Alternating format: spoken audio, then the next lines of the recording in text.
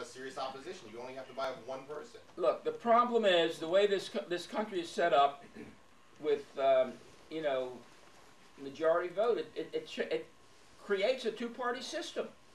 Third parties have found it very, very difficult to make any headway. We don't have a parliamentary system. We don't have a proportional representation system. We make it winner take all, and so it's very, very I represented a few years ago in New Jersey the Green Party and the other alternative political parties to at least allow your members to register on the election, on the voting list. Yes. So you can now register as a Green, and the Green Party can know who their supporters are. They can get the and also we required that the Board of Elections give each party the voter registration list. So at least you can now know who your supporters are. But, it's still such a difficult thing to build an alternative political party in this country. I mean, Ross Perot did the best, but he had, millions of dollars to spend. And that collapsed as soon as he was over. So I don't know what the answer is. We have the whole political structure, it's structured so that you can only have two parties.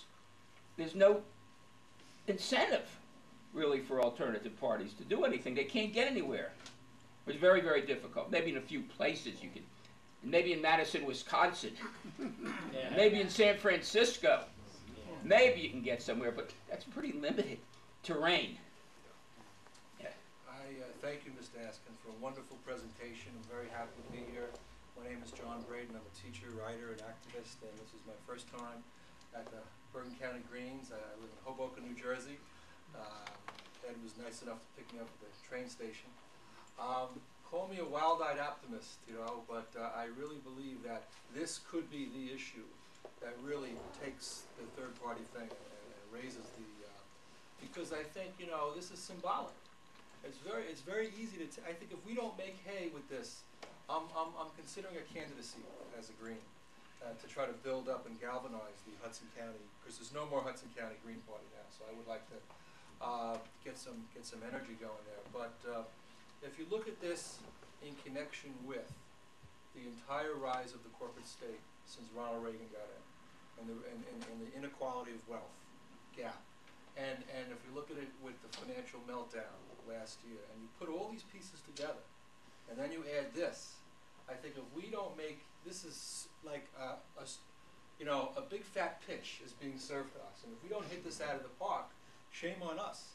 And I say this is an opportunity in a strange way to make our points and really show the American people that they don't have a choice anymore, that the corporations run the show, and we need a third party, we need an alternative. Ross Perot, he went as far as he did, and he was kind of a kooky guy, and look at his VP candidate.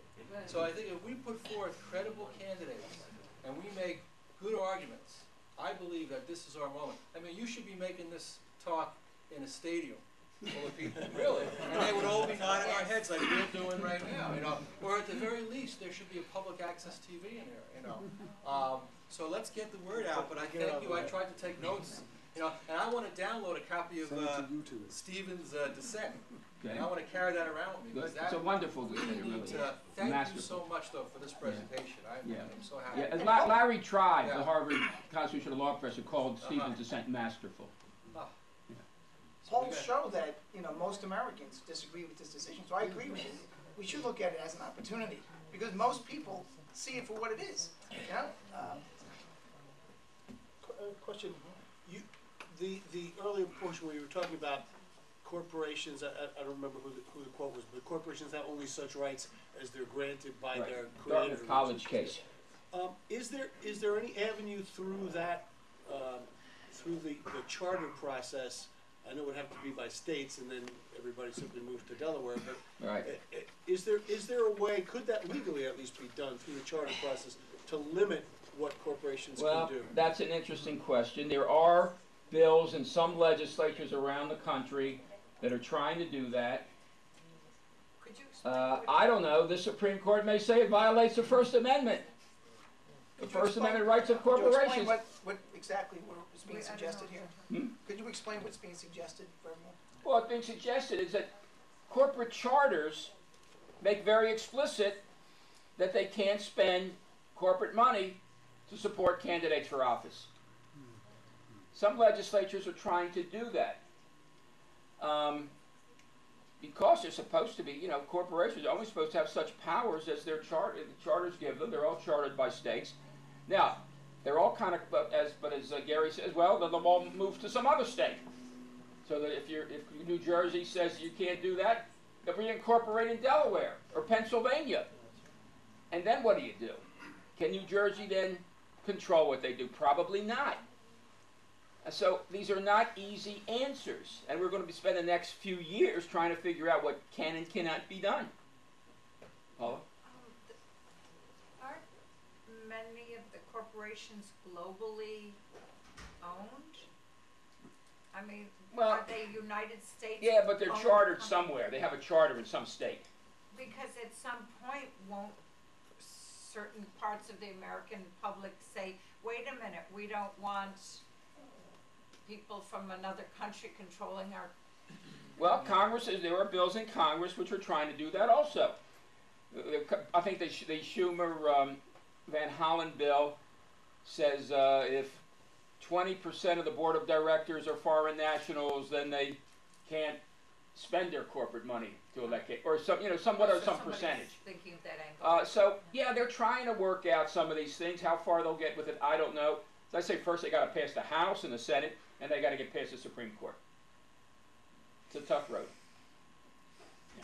Well, I also wanted to thank you for the great presentation that you gave. But I want to say something here a little bit as a different perspective on the corporations. Okay. In terms of course, most of the corporations are multinationals. Or of course, it's not just who heads the corporation. The corporations, investors are in the corporations. An investor could be a German citizen, or could be British citizen, or vice versa. But the problem is not the nationality of who is the president, or the problem that we're facing is the political directions that most of these corporations are taking, which is of course the profit motive. Right. That they're after their money. It doesn't matter that if they're Americans or, after all, the two major catastrophic wars which are going on in Iraq and Afghanistan, is our people are doing it. So it's not, I don't think we should, necessarily get redirected, that it is a problem, or, we're going to be, problem is going to be either foreign nationals, or the problem is actually faced right here. It's our own, corporations,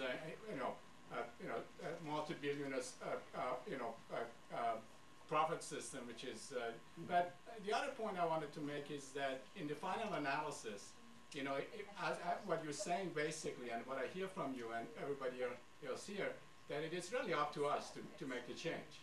In the same way that we're going to be, we cannot depend on the Congress and the Senate and the White House and the Supreme Court to stop the war the bloodshed in Afghanistan and Iraq. We also cannot depend on them or the Supreme Court to correct the disastrous Supreme Court decision on the campaign financing. So it's really up to us. So I confer with you what you said. I think that we don't have a choice. I mean, it might be a state of despair, but the matter of fact is that we have to we have ourselves. That's true. Yeah, it's really interesting because prior to the crash, there was a big movement, and the Brookings Institution and the Peterson Institute did a lot of research and position papers on sovereign wealth funds and the corporate governance of sovereign wealth funds. For people who don't know what a sovereign wealth fund is, it's huge pools of capital. China has one. There's some in Saudi Arabia and Kuwait. They have billions and billions and billions of dollars that they use to come into markets around the world. Everybody knows that the see